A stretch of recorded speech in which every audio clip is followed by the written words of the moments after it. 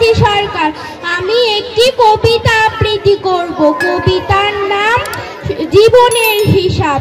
লিখেছেন সুকুমার রায়। বিদ্যে বোঝাই বাবু মশাই চড়ি শখের বোটে। মাঝিরে কন বলতে পারিস সূর্যি কেন ওঠে?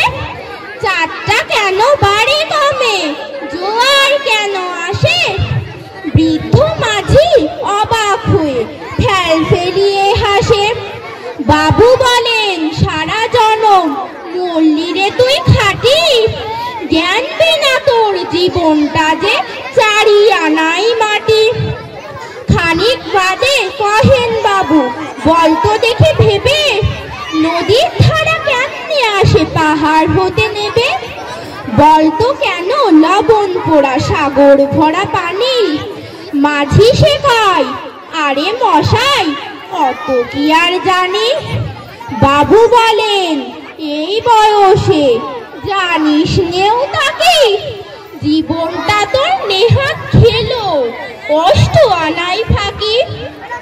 আবার ভেবে কহেন বাবু বলতো ওরে বুড়ো, কেন এমন নীল দেখা যায় আকাশের ওই চূড়ো?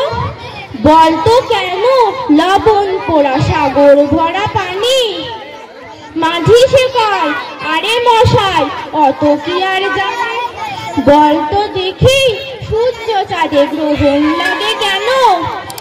বৃদ্ধ বলে আমায় কেন লজ্জা দেছেন হেন? বাবু বলেন বলবো কি আর, বলবো তোরে কিতা। দেখছি এখন জীবনটা তোর 12 আনায় বৃথা। খানিক বাদে ঝড় উঠেছে ঢেউ উঠেছে ফুলে।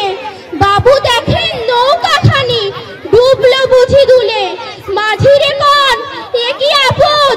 ওরে ও ভাই মাঝি, ডুবলো নাকি নৌকো এবার? মরবো নাকি আজি? মাঝি শুধায় সাঁতার জানো? মাথা নাড়েন বাবু।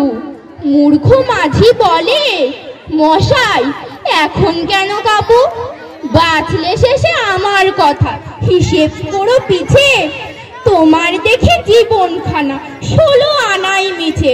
সবাইকে ধন্যবাদ। আমার নাম রিম্পা রায়। আমি একটি কবিতা আবৃত্তি করব। আমার কবিতার নাম 16ই ডিসেম্বর। লিখেছেন হিমেল বাবু। হে বিজয়, তোমাকে পাবার আশায় ঝরেছে লক্ষ শহীদের রক্ত।